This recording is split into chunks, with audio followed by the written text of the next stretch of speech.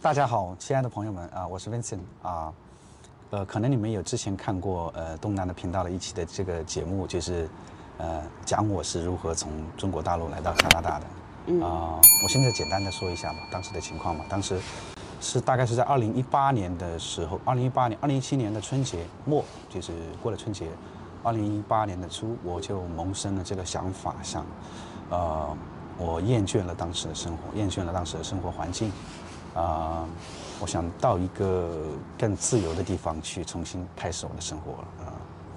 当时我跟我的太太家人也讲了这个事情，但是他们好像也不以为意，好像认为我是可能天天闷在屋子里面拿着电脑搜来搜去，好像不知道想一些什么主意哈，可能是认为我是在开玩笑。但是我真的付诸行动了。我去2018年的3月份，我去广州学了一个水手的一个证书。然后呢，我自己在网上面又在找一个，然后我就拿着地图看世界上哪个地方比较好。其实我是想去美国，最开始我是想去美国。我找到一条去开往美国的一条船，当时那条船大概是5万吨的一艘木材船，然后中间其实也还过程很曲折了，我怎么找到这条船，然后怎么上的这条船。我们坐飞机从广州飞到韩国，在韩国上了船，然后在韩国上了船以后呢，这个船呢是一艘空船，然后我们要开到俄罗斯去装了一船的煤，然后在俄罗斯装了煤以后呢，又卸到日本的那个叫什么港我忘记了，名古屋就是名古屋还是名古屋？哦，名古屋。然后在名古屋我们又装了一车的一些木材，好像是什么东西来的，我忘记了，反正。然后船就直接从日本的名古屋就是开往加拿大的。当时其实我们也不清楚具体是哪个港口，然后大概提前10几天快到加拿大的时候，我们才知道是Victoria 岛的南内摩港。然后我就因为船员是可以下地这个自由活动的嘛，然后我就毅然决然的带着我的背包，就一个背包就当时身上揣了900美金，然后就带了一些随身衣服，还有一台笔记本电脑，然后就下港了。其实下船以后，我下到南内摩岛，他有一个那个守卫的，有一个 guard 在那边，然后我过了之后，就是那个 CBACA 的官员，他说你怎么会下了船后那么开心呢？是怎么笑着？我们那个摄像头看到你是笑着走出来的。他说，其实那个是我当时有一部分心情是很开心的。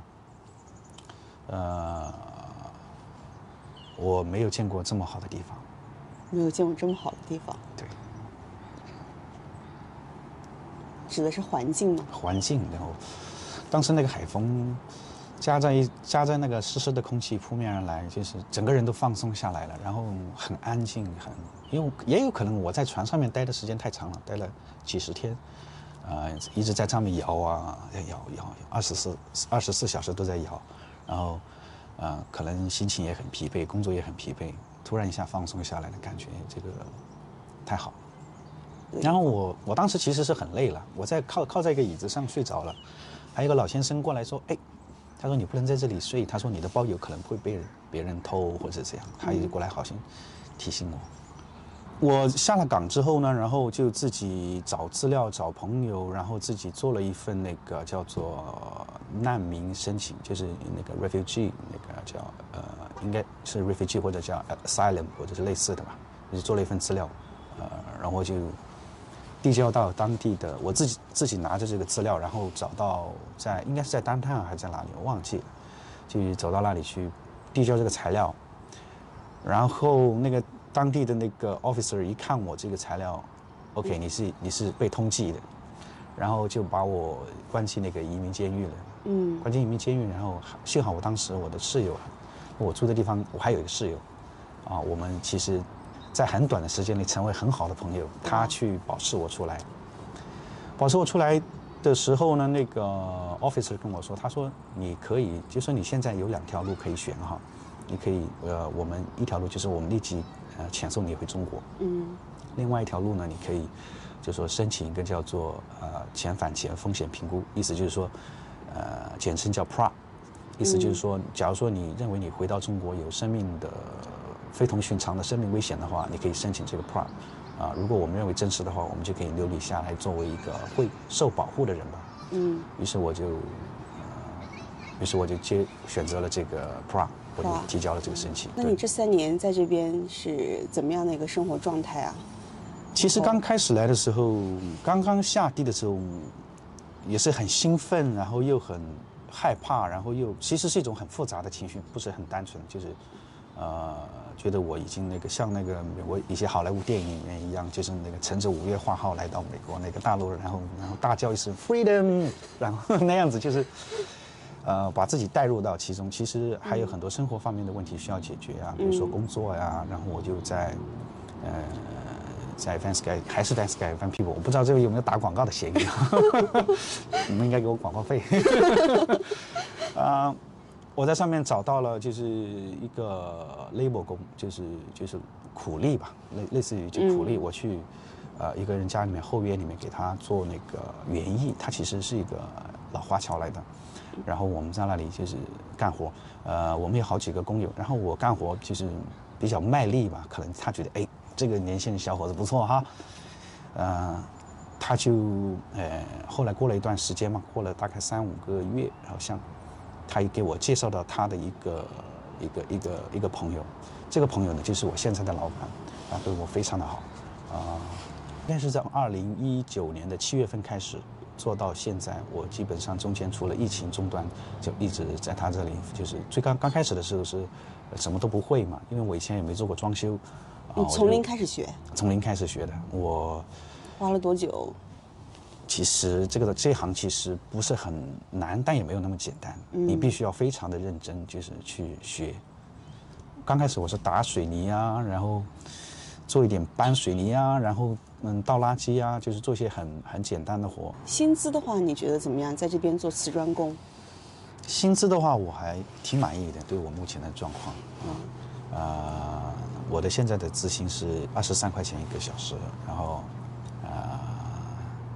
当然做我相同工作的可能有些人可能有更高的但是我很满意我现在的状况我很感谢我老板给我提供这样一个工作机会，然后手把手的教我来做瓷砖，然后毫无保留的把他所知道的教会给我，挺好的。这些职位在加拿大你觉得紧缺吗？你身边的朋友，因为你在这个行业，很紧缺的，很紧缺，很紧缺。因为我所知道有一些印度人他们拿着旅游签证，然后就飞过来，然后住在亲戚家里面。我不是跟你说之前有一个工友，他就一户人一个 house 里面住了很多人，然后他有一个人就在那里，你可以在我这里吃，然后在我这里住，然后你去做的话，我给你8块钱1个小时。8块钱1个小时啊？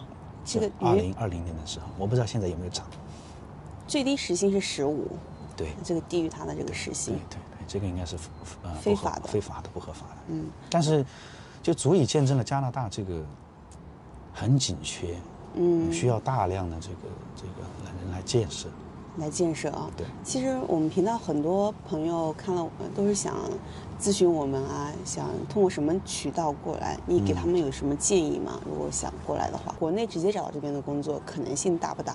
在国内，我个人认为不是太大，因为你要这么想你会雇佣一个你素未谋面的外国人吗？甚至他讲的中国话跟你都是那种跟你沟通不是很畅的话，假如说你的当然也不排除有这种人就是说他真的英文交流没有问题，然后专业技术也非常的有经验，然后通过视频的方式，在这边呢，跟老板呢就是或者跟这边的人事部门呢获得了，当然这是应该是有很经验丰富的高技术人才。我个人认为，假如说你是有丰富的经验和专业的这个知识，还有英文也非常好，那你就我的建议对你就不起作用，是吧？你都没有必要来听我的建议了。听我的建议一般都是就是说，有很多心中有很多顾虑，本身的条件有很多限制的一些人，所以我认为还是要找到专业的在加拿大持牌的这种移民顾问比较靠谱一点。那你觉得如果持旅游签证过来，找到工作以后，跟老板谈，让他帮你担保你工签的这种可能性大不大？老板去办一个 LAMIA 可能是没有那么简单的，他要登报啊，他还要提交政府的申请啊，还要通过政府的审核，对不对？我想这个中间是有一定的成本，有的老板可能要花精力、花时间、花金钱去给你办这个 LAMIA 申请。他为什么要给你办呢？除非你真的值得，老板非常的希望你留在他这个公司，就像我现在的老板一样。所以说除非你有非常卓越的这个，跟老板建立非常，让老板离不开你了，你持旅游签证过来，这老板离不开你了，他觉得你非常好，他非你不可，他真的很紧缺你，很紧缺，很需要你这个人，也许老板会愿意给你办的。但是他如果人不过来的话，在国内是很难。肉身不过来，你仅仅是通过网上一个，我想不是那么容易，除非你是有很过人之处，除非你有过人之处。那这2年你，是以什么身份工作？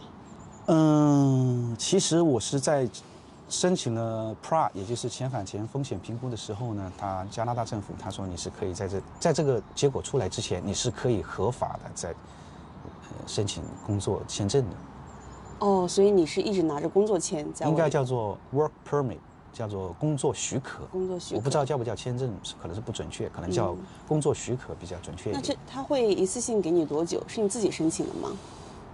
其实当时是有一个，就是我做 PRA 的时候呢，加拿大政府他会给我指派一名免费的法律顾问。哇！然后，这一点加拿大政府也挺好的，而且为我省了很多钱。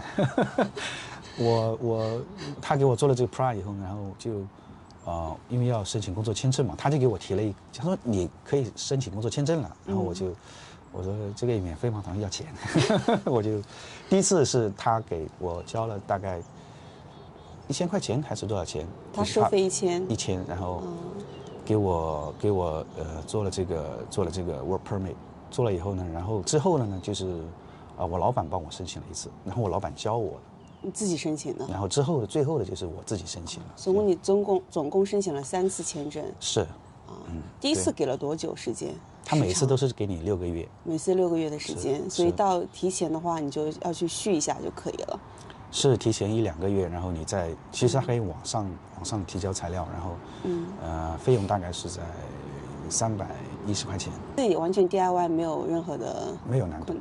那个其实加拿大政府它的一些程序其实看起来是很复杂，其实它很简单。它要求你提供哪些材料，你如果就是完整的提供了正确的材料的话，基本上程序不会有什么问题，不会像中国大陆那样，就是说你每次去提交一个材料，他说你还少这个，他也不跟你说，然后你提交完以后，你又回去准备一个材料，然后又交上来，又少那一个，这样他官网还是很详细的列出来你所有的资料。对，这点其实是很方便的。那这2年的话，你英文有没有一个变化？其实我以前在国内的时候，英文就还算过得去了。其实我这个人其实很喜欢一些好莱坞的文化，以前年轻的时候就很喜欢看美国电影唱美国的歌呀，然后口语应该还算可以。就是到这边以后呢，其实也没增加多少，因为我的工作的时间，平常的时候基本上就没有跟太多的交流，没有太多深入的交流。只是我们去工地的时候，有些业主可能还住在家里面，就是基本上就 say hello 啊，或者 how you doing， 或者这样，就没有深入的谈就是一些事情，但是还行，就是基本的交流还行。还基本的交流还可以。那平时除了工作，你私底下还有什么活动啊？娱乐活动啊，或者其他的一些社交？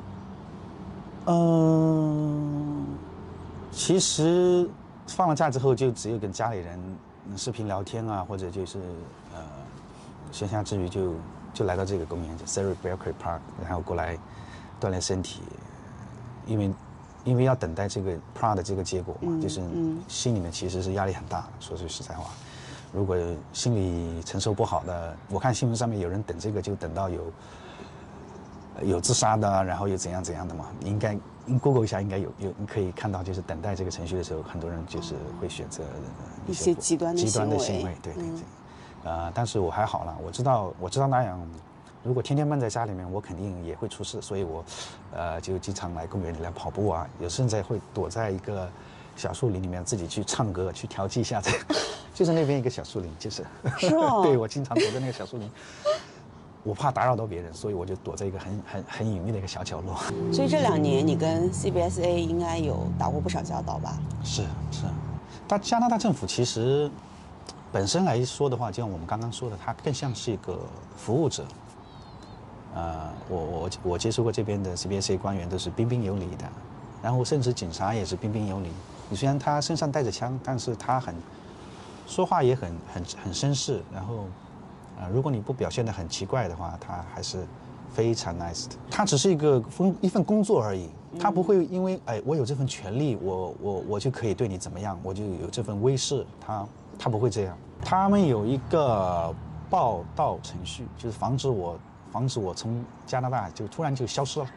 什么程序可以分享一下吗？其实我做那个 PRA 的时候呢，就是说你认为你返回中国有生命危险嘛，是吧？那你就可以合法待在加拿大这段时间。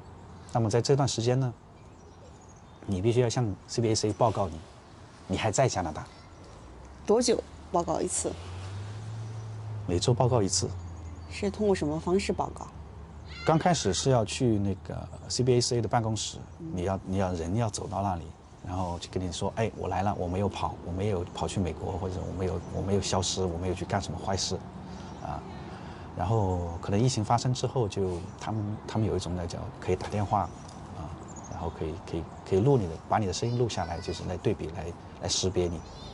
所以你之后每次都是打电话跟他们沟通。对。然后因为可能知道我报告没有一次漏下吧，因为每一周都要去一次嘛，或者每周都要，因为我每次都没有漏下，他们认为我是一个非常非常可靠的人，所以他对我非常好。对你非常好。对我上次他不是有个 interview 嘛？对。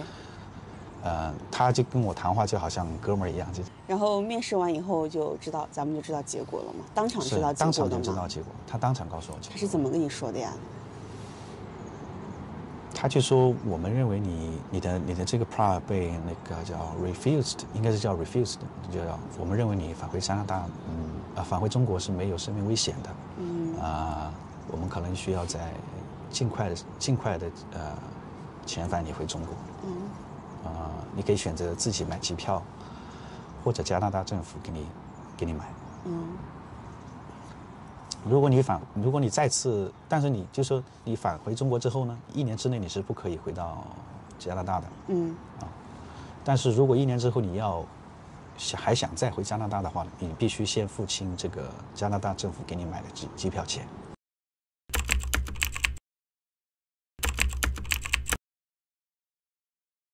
刚开始接到这个消息的时候，内心的感受是什么？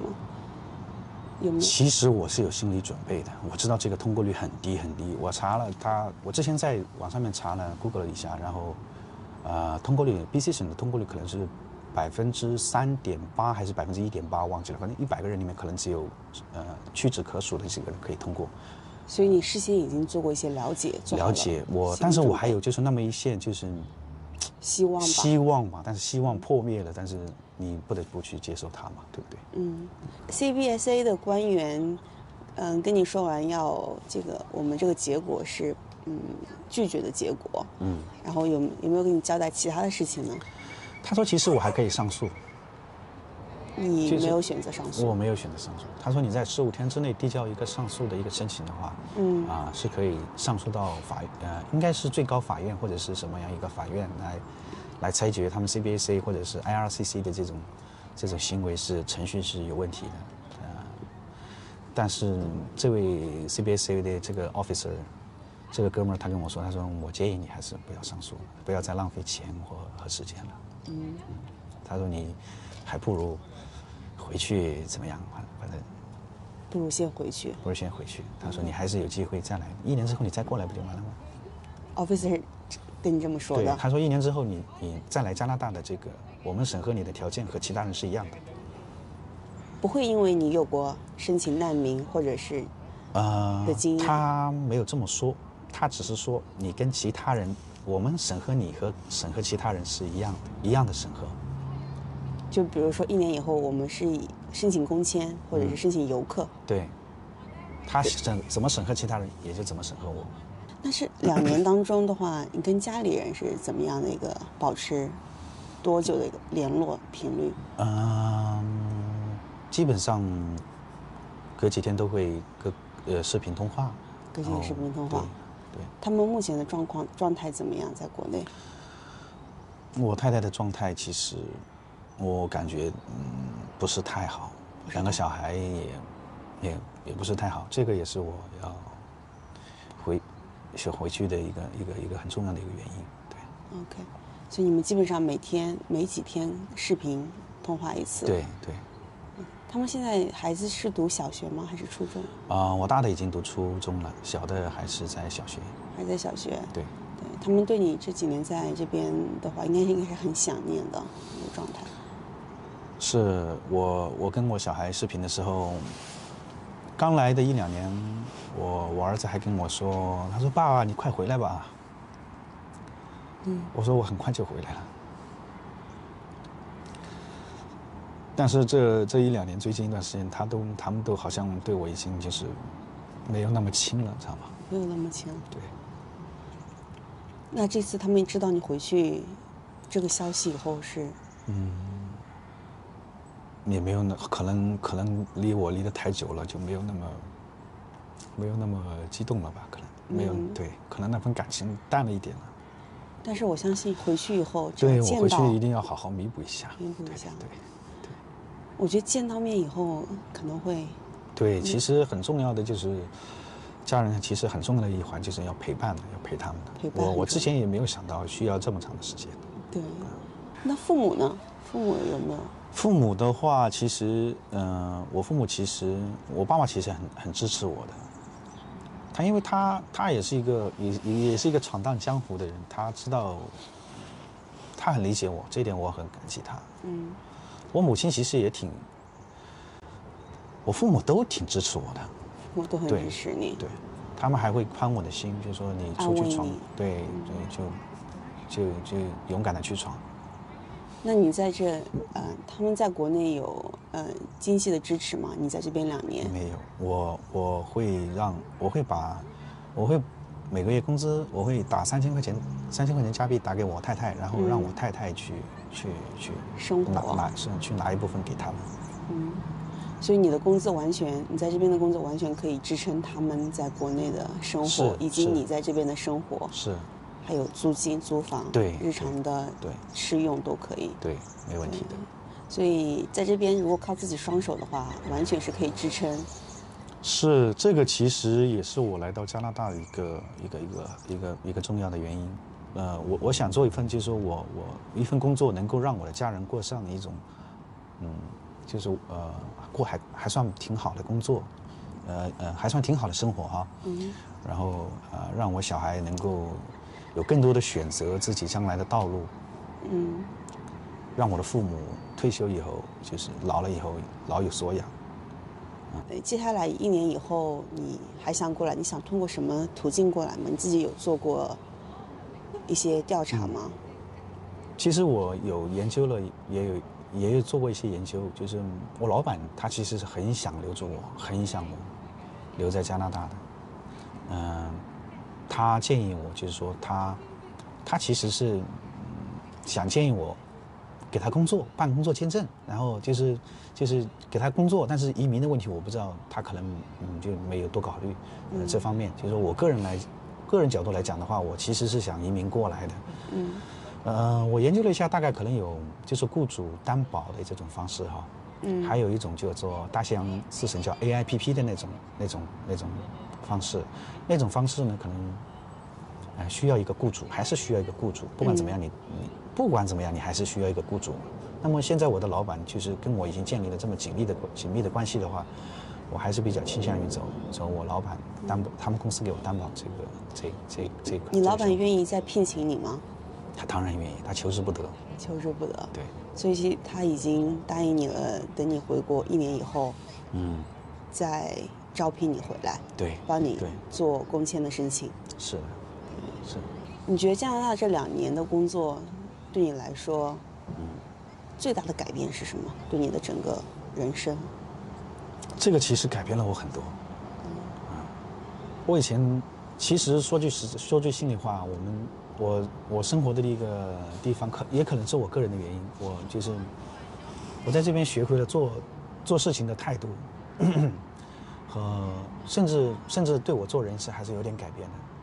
因为以前我们不知道啊，以前在国内的时候，我会就是说觉得撒谎或者说是怎么样是一件很随便的事情，就随口就这么一说而已，你不要当真啊。就是明天我请你吃饭啊，明天我那个谁，这么一说而已。到那个时候，我说过这样的话吗？其实，这个在这边我学到就是要诚实，要正直，就是不要欺骗，不要去做那些你说过的话，你做过的承诺，一定要去实现它。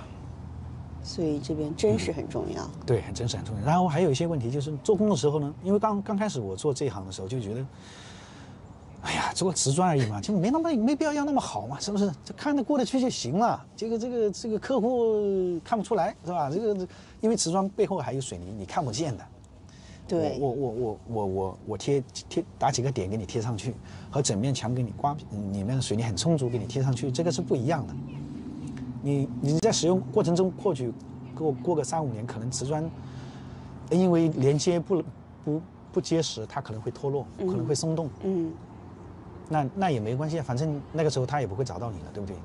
但是我在这边就学会了，这是我老板教会我的。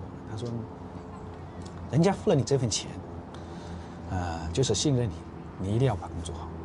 对，哪怕客户没有看见你，甚至客户没有要求你这么做。但是你还是得把这样做好，就是你该做的要做好。你在这边除了工作以外，有交到一些比较好的朋友吗？挺好的，我们几个工友都挺好的。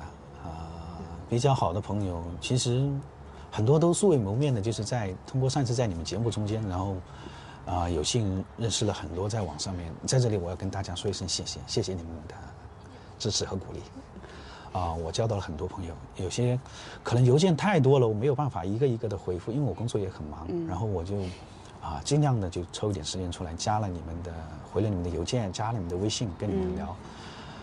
现实生活中的朋友，我最好的对我帮助最大的，应该就是我的老板。我老板他是一个，他教会我做事，教会我做人。做人那个老板。然后还有很荣幸认识了你们东南团队。其实还有一个，我之前有一个室友，其实我跟他这次回国，就是他来送我去机场。也是帮我保释出来那位。一开始的。对，我跟他相处了大概1个月，他就愿意就是花钱来保释。当然后来钱我也还给他了，但是他愿意就是信任我，他肯定会觉得我是一个真诚的人，值得交的朋友，价值观都很符合。你刚刚跟我说你有几个我们频道的朋友，通过我们频道加了你的微信，然后前几天又来跟你见面，你能分享一下这个故事吗？还有多伦多那位老先生。其实他们是过来，其实我不好把他们一些事情讲的，因为他们也是走的是那个不同寻常的方式。那个你可以分享一下多伦多老先生是怎么找到你的这个故事，通过我们频道。多伦多老先生他应该是上一期节目中你们把我的邮箱放在那个视频上面了。然后这位多伦多的老先生他有一天我收到一份邮件，他说：“Hey Vincent， 他说我是住在多伦多的一位看了你的这个视频，我感觉到非常的感动。他说我从你身上看到了我们中国人这个坚韧不拔的这个精神和为了家人奋不顾身的这种，因为他跟我讲，他说他的父辈也是通过我这种方式来到加拿大的，所以谢谢你他就说也想起他以前他父亲那些时候，他父亲跟他讲的事情，怎么来到加拿大的，然后他还给我资助了200块钱啊，200块钱加币，我非常感谢，在这里我也要再次向你表示感谢，谢谢你。所以通过我们的频道还是认识了很多真正关心你的朋友。对，以前我在国内，其实没有办法找到这么多价值观相同的朋友。我甚至认为我就是一个人是这么想的。来了这边发现很多，可能我的视频有人把它发到国内去了，很多国内的人发邮件给我说，他说朋友你能不能告诉我，他说怎么过来？想通过你这个方式过来吗？对，因为说句实在话哈，像我们80后其实是一个生育高峰来的，80后、90后。我们这一批大概可能有好几千万人吧，然后有大量的这样的生活在3、4、5、6线城市的一些，就是说句那个一点的话，可能就是没有得到上天的眷顾，或者是因为各种原因，就是想换一个环境，但是因为家境的原因，没有钱，没有受过教育英文也不好，没有选择。他只有这条路。那你后悔2年前的这个决定吗？其实我不后悔。因为我待在国内的话，我的信息是，我来到加拿大就是我一台电脑，然后靠着百度搜索，然后自己蒙出来，自己想出来的，闷在被窝里面，就是自己在那里想我要怎么办，就是一个信息很不通畅，就是很多事情你不知道你到了那一步会发生什么。我去行动了，我按照我这个荒唐的想法去行动了，然后我来到了加拿大，我认识了你们，我认识了东南，我认识了你们，我认识我老板，我见到加拿大这么多。最重要的是我知道了一些事情，我知道了以前我不知道的，那么我就知道我以后的路该怎么走了。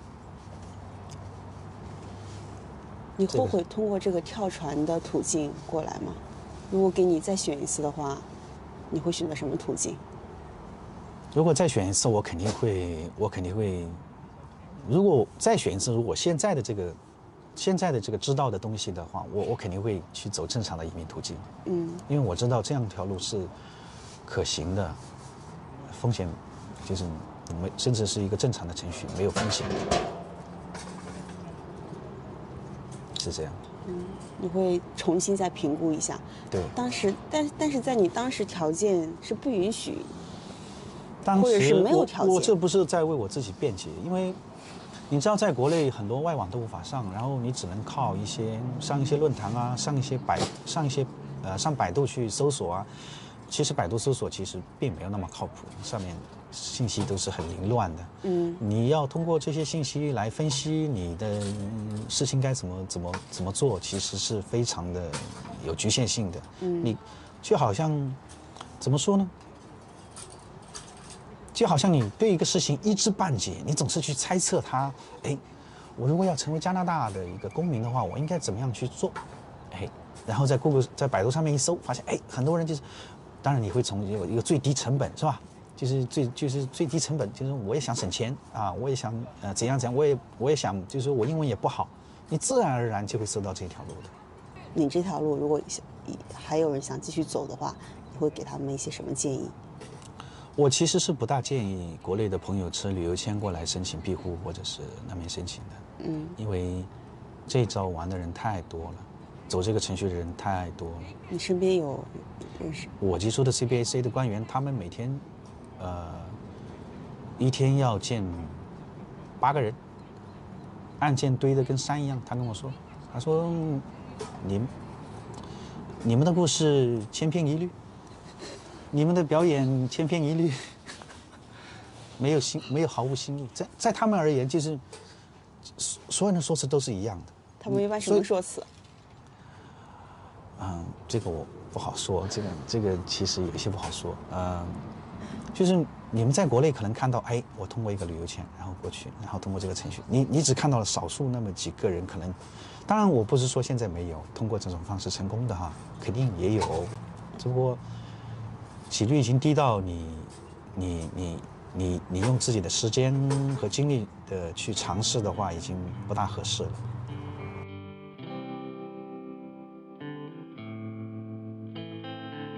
嘿，大家好，我是 Vincent， 我要离开加拿大了。今天是我待在加拿大的最后一天了，现在我已经到了加拿大的机场，然后内心的心情真的是感慨万千啊，来到加拿大真的是一个很奇妙的一个旅程，在这里我认识了很多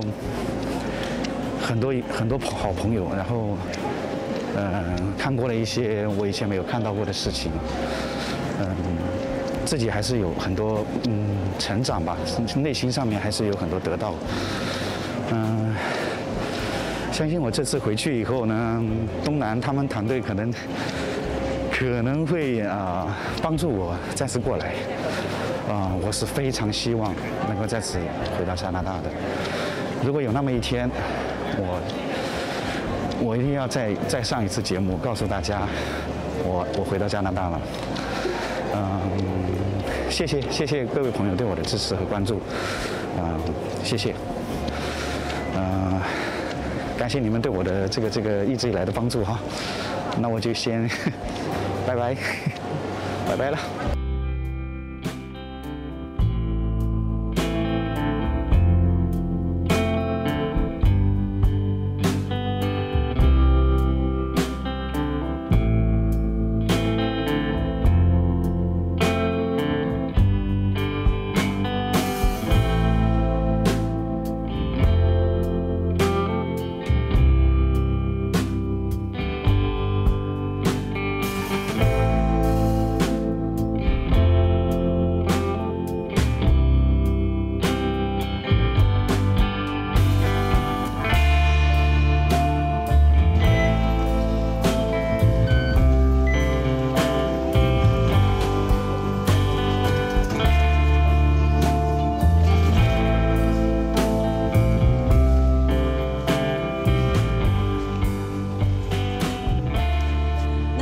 回去有什么打算吗？